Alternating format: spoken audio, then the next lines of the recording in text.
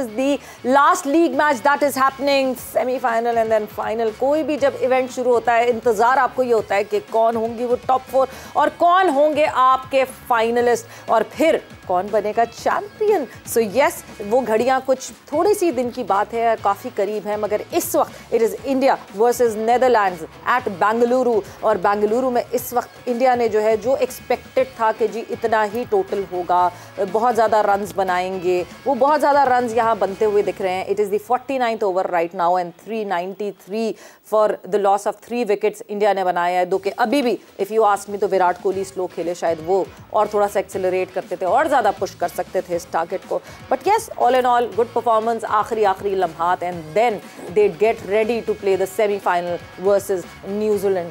सो discussion करेंगे obviously इस match के हवाले से भी, बट साथ ही साथ पाकिस्तान क्रिकेट की करेक्शन के ऊपर तो हम बहुत सारी बातें कर रहे हैं. व्हाट नेक्स्ट, क्या होगा क्या नहीं होगा और क्या नहीं हुआ और क्यों नहीं हुआ और किसकी वजह से नहीं हुआ, ये भी बात होगी. मैं हूँ सवेरा पाशा और मेरे साथ मौजूद है उमर बशीर और हमारे साथ मौजूद हैं स्पार्क्स. और जब मैंने अपना तारुफ करवाना शुरू किया तो एक और छक्का, केएल राहुल अपनी सेंचुरी के और करीब पहुँच चुके हैं. और देखने के आज अपनी सेंचुरी मुकम्मल कर पाते हैं या नहीं कर पाते. 5 गेंदें बाकी बची हैं, 5 रन उनके बाकी हैं और 400 रन बनाने में सिर्फ 1 रन बाकी बचा है. तो हम ये कह सकते हैं कि इंडिया ग्रास रूट क्रिकेट के हवाले से बड़ी जो है वहाँ पर बड़ा काम कर रहा है, क्योंकि 400 रन बनाएंगे तो 40 किट्स ग्रास रूट पर डिलीवर की जाएगी. तो पाकिस्तान ने बड़े कम रन बनाए हैं पूरे टूर्नामेंट में, यानी कि हमने जो ग्रास रूट लेवल पर किट्स प्रोवाइड की जानी थी हमने उसमें सबसे कम जो है अपना किरदार अदा किया है. हमारा पूरा पैनल हमारे साथ मौजूद है. बुबुम लाला शाहिद खान आफरीदी हमारे साथ मौजूद है. लाला, अस्सलाम वालेकुम and welcome to the show. अस्सलाम वालेकुम. वालेकुम सलाम सब दोस्तों को. मुशीब भाई, यूसुफ भाई, अस्सलाम वालेकुम, वेलकम टू द शो. वालेकुम अस्सलाम, बहुत बहुत शुक्रिया, थैंक यू. यार क्या कोरस में वालेकुम अस्सलाम आया है. सेंचुरी होगी केएल राहुल की, मिस्ट्री मिलती है ना. यस, किसकी सेंचुरी हुई है ये मुशीब भाई बताएंगे. केएल पूरा नाम राहुल. अरे वाह, आखिरकार after so many days, after 9 rounds of world cup 2023 you have pulled it of. मेरे एक दोस्त अल्लाह उनको जन्नत नसीब फरमाए, मैं कई दफ़ा ना ऐसे नाम लेता था. हाँ. तो वो ना बड़े हंसते थे कि इसको नाम ही नहीं आता सही. हाँ. तो फिर हम लगाते थे शर्त. हाँ. हम कहते थे शर्त लगा लो. वो दूसरे दोस्त मेरे कहते थे कि जी आप मुश्ताक से नाम नहीं लेना, शर्त लगा लो. हाँ. तो वो शर्त लगा लेते थे मेरे खिलाफ कि इस से नहीं लिया जाना. तो फिर मैं आराम से ले लेता था. अच्छा. जिस तरह मैंने अभी कहा ना केएल राहुल. और कैप्टन कौन है पाकिस्तान इंडियन टीम का? रोहित शर्मा. रोहित शर्मा. अभी कोई शर्त नहीं लगाई. आप लगा दे शर्त. अभी देखना रोहित शर्मा ना निकले. और हमारा ओपनर बैटर कौन है? फिर रोहित शर्मा ना नहीं, रोहित शर्मा. लगा लो शर्त. मैं कह रहा हूँ शर्त लगा लो. और हमारा ओपनर बैटर कौन है? हमारा हाँ, फखर जमान एंड अब्दुल्ला शफीक एंड इमामुल हक. अच्छा आगे बढ़ते हैं. क्रिकेट पे आ जाते हैं. 40 गेंदों पर 50 रन किए थे केएल राहुल ने, लेकिन 62 गेंदों पर अपनी सेंचुरी मुकम्मल की. इनके अगले 50 22 गेंदों के ऊपर से मुकम्मल की हैं. क्या इनिंग खेली है. इंडिया बता रहा है कि किस वजह से वो नंबर 1 टीम है. अभी सूर्य कुमार यादव की बैटिंग ही नहीं आई तो 400 रन मुकम्मल कर लिए उन्होंने. ये सब है कमाल प्लेयर है भाई ये केएल राहुल. कितना लेट खेलता है, कितना बॉडी के करीब खेलता है. मैं 47 ओवर में जो चौथा और 5वां बॉल था, बॉल हाथ से निकल गया हुआ था, वो स्टिल खड़ा था. और उसके बाद उसने बिल्कुल सीधा चौका लगाया, फिर एक्स्ट्रा कवर के पॉइंट के ऊपर से छक्का मारा. ग्रेट प्लेयर है. मैं समझता हूँ कि बारी उसकी लेट आ रही है. जिस तरह का वो प्लेयर है, बहुत टेक्निकल साउंड प्लेयर है. जिस तरह की इनिंग खेली उसने 62 बॉल पे 100 किया है. और मेरा मकसद है कि ऊपर से खेलना आसान है, लेकिन जिस तरह ये नीचे से आके जिस तरह इसने क्रिकेट खेली है, हेड्स ऑफ है. और इस तरह की क्रिकेट उनके प्लेयर्स खेल रहे हैं. सिर्फ एक ने महज सारे ने 50 किया है. सबने 2 ने 100 और 3 ने 50 किया. सबने 50 और सबका स्ट्राइक रेट देखे बहुत हाई है. कोहली का 92 है. 90, हाँ. बाकी सबका हाई है. अपना शुभमन गिल तो 159 है. 116 का केएल उसका रोहित का, 150 से ऊपर का केएल राहुल का है, 136 का इसका अय्यर का है. तो कमाल स्ट्राइक रेट से खेल रहे हैं. इसीलिए तो मेमोरी आपकी जबरदस्त. इसी तरह ये क्रिकेट आजकल यही चल रही है ना. लेकिन इस तरह की क्रिकेट खेलेंगे और ये मुश्किल नहीं है. उन्होंने सब ने क्रिकेटिंग शॉट्स खेले हैं. कोई ऐसा नहीं आंखें बंद करके घुमा रहे हैं, ऐसी किसी ने क्रिकेट नहीं खेली. प्रॉपर क्रिकेट खेली. इसीलिए देखिए क्रिकेट उनकी ऊपर गई है. उन्होंने प्रॉपर लोगों को फॉलो किया है शुरू से लेके अभी तक. एंड वो कहते हैं ना the commentators curse. So the commentators curse has hit KL Rahul. और केएल राहुल जो हैं अब आउट होके डग में वापस जा रहे हैं, but he has done his job. He has done what he had to do. और वो बिल्कुल करके जो है वो आगे बढ़े। मगर जिस तरह यूसुफ आपने बात की, लाला मैं आपकी तरफ आऊँगी, यूसुफ ने एक बात की कि बहुत नीचे आ रहे हैं KL Rahul down the order. KL Rahul ने जब टीम इंडिया से खेलना शुरू किया था तो केएल राहुल को तशबीह दी जाती थी आलू की, कि आप किसी भी सब्जी के साथ आलू मिला के पका सकते हैं, आप किसी गोश्त के साथ आलू मिला के पका सकते हैं। तो केएल राहुल वो मिक्स थे जो फ्लोटर थे, जो कहीं भी खेल लेते थे, चौथे पे खिला दो, ओपन करा दो, डाउन दी ऑर्डर छठे पे खिला दो, he was fine with it. तो एक अच्छा खिलाड़ी क्या वो ये कंप्लेंट्स कभी कर सकता है कि मुझे चौथे पे ही खेलना है या मैं पांचवे पे खेलूंगा तो मैं अच्छा नहीं खेलूंगा? देखिए एक्सक्यूजेस ढूंढना जाए तो वो भी, अब ज़ाहिर बात है एक्सक्यूजेस ढूंढोगे तो कहीं पे भी आप वो कर सकते हैं। अगर आपने क्रिकेट खेलनी है और आपने एक बड़ी टीम में जगह बनानी है तो फिर तो जहां आपको मौका मिले आपने परफॉर्म करना होता है। लेकिन इसमें कोचेस को भी क्रेडिट देना चाहिए इस जगह इस बात का कि वो ओपन भी रहा है और ऊपर परफॉर्मेंस हुई भी है, फिर नहीं भी हुई, लेकिन उनको ये पता था कि यार ये लड़का है प्लेयर है ये, या बन सकता है ये प्लेयर, उसको ऑल द वे सपोर्ट किया है उनकी ना परफॉर्मेंस ना करने के बावजूद भी। लेकिन आज देख लें कि वो उसको प्लेयर को सपोर्ट मिला है, तो आज देखें किसी भी नंबर पे वो जगह मिली है उसको, उसने अपॉर्चुनिटी भी अवेल की और उसने परफॉर्मेंसेस भी दे रहे, जो कॉन्फिडेंस कोचेस की तरफ से था वो करके भी दिखाया उस लड़के ने आपको।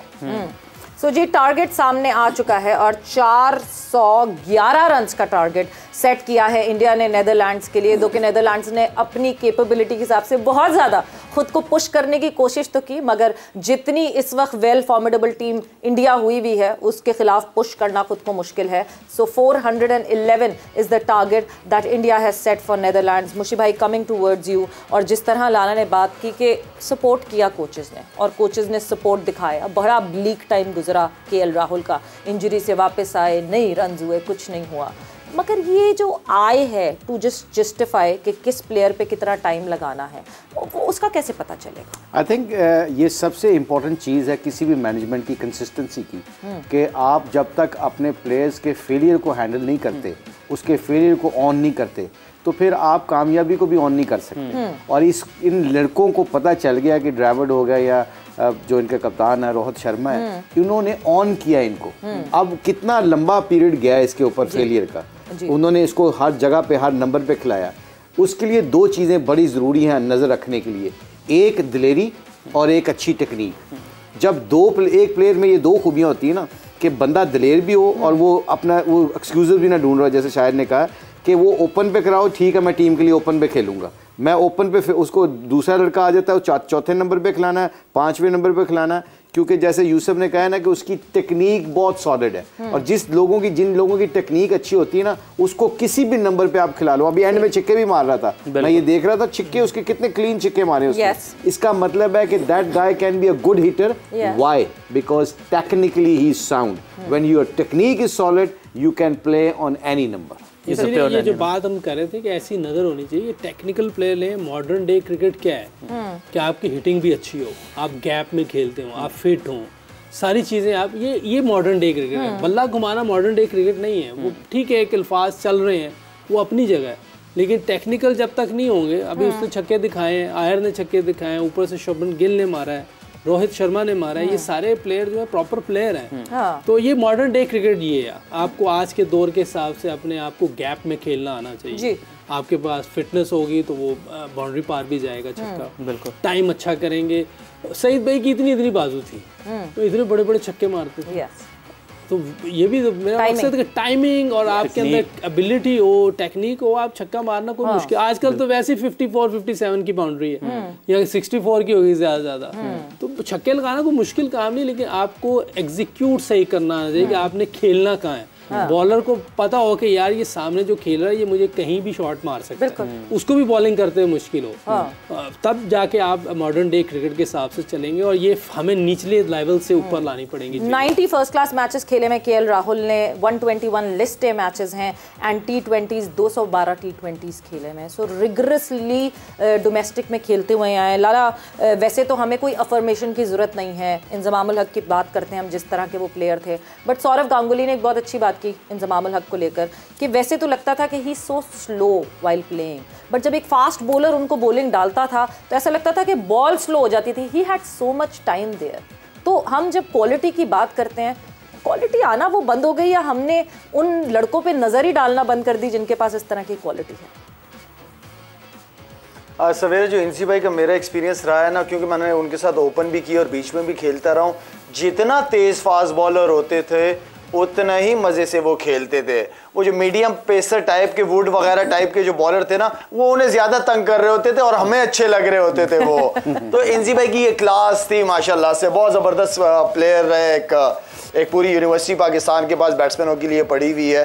और मेरे ख्याल में देखें, वो आई थिंक काफ़ी ज़्यादा काम लिया जा सकता है। ये वो लोग हैं जो कि बच्चों के साथ बहुत हेल्प कर सकते हैं। ये वो लोग हैं जो ग्राउंड पे रह के, जो फील्ड पे उतर के ये हमारे जो फ्यूचर स्टार्स हैं, जो बच्चे हैं, उनको बहुत कुछ ये सिखा सकते हैं, समझा सकते हैं जी। इस तरह के लोग बिल्कुल जी, सिखा सकते हैं, समझा सकते हैं। वैसे मुशी भाई, मैं आपकी तरफ आऊँ और एक चीज़ जो कि मैं पर्सनली देखती हूँ, मगर आप लोग उसको करेक्ट कर सकते हैं।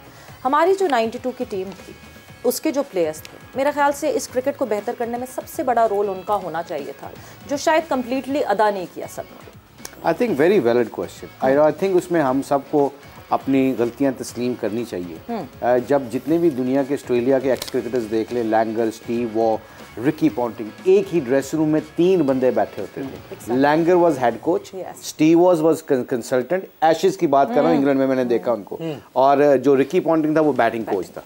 अब बंदा कोई कहे कि लैंगर बैटिंग बैट्समैन था, तो उसको बैटिंग कोच की क्या जरूरत है? हेड कोच का रोल कुछ और होता है, उसने पूरी टीम को लेके चलना होता है। आपका बैटिंग कोच का रोल और होता है, आपका जो मेंटोरिंग का कोच रोल होता है वो। अब एक ही ड्रेसिंग रूम में इतने बड़े प्लेयर बैठे हैं, पता है किस लिए? कि ऑस्ट्रेलिया के क्रिकेट नीचे ना जा सके, ऑस्ट्रेलिया के क्रिकेट को ऊपर उठाने के लिए। I am sorry, you know, like we all brothers, we all have a very good memories, we all have to respect each other. हमारे जितने भी 90s के क्रिकेटर्स हैं, हम एक दूसरे की इज्जत भी करते हैं, प्यार भी है सबसे, पर कई दफ़ा हमें डिफरेंस ऑफ ओपिनियन रखते हुए भी ना, जब अपने मुल्क का बारी आती है, जब अपने क्रिकेट की बारी आती है, तो I said it this afternoon पहले प्रोग्राम में कि हम सबको इकट्ठे होके ऐसे काम करने चाहिए जिससे हमारी ईगो परे हो जाए, हमारे पर्सनल जो परफॉर्मेंसेस है वो ख़त्म हो जानी चाहिए, हमारी किट उतर जानी चाहिए, और फिर हम क्या करें, एक दूसरे की इज्जत करें, रिस्पेक्ट करें। डिज़र्व ज़रूर उसके कम्प्लीमेंट्स देने चाहिए, कोई छोटा बड़ा नहीं होता। फिर एक बात रिपीट करूँगा, जब आप बड़ा होना चाहते हो ना, दुनिया में अल्लाह ने निज़ाम बनाया, जब आप बड़ा होना चाहते हो तो लोगों को बड़ा तो करना शुरू करो। कि हम लोगों को बड़ा नहीं करना चाहते, डरते हैं। कई दफ़ा मुझे ये लगता है, हो सकता है I will be the first culprit ना, हो सकता है ये सबसे पहले मैं अपने आप को कह रहा हूँ कि किसी बंदे को बड़ा करने के लिए आप डरते हो कि यार ये आगे ना निकल जाए। ये जो डर है ना, ये उस बंदे का ख़त्म होता है जो रजा होता है। हमें पंजाबी कहते हैं रजिया बंदा, इसने इतना इनफ किया होता है कि उसको डाउट नहीं होता अपनी परफॉर्मेंस पे।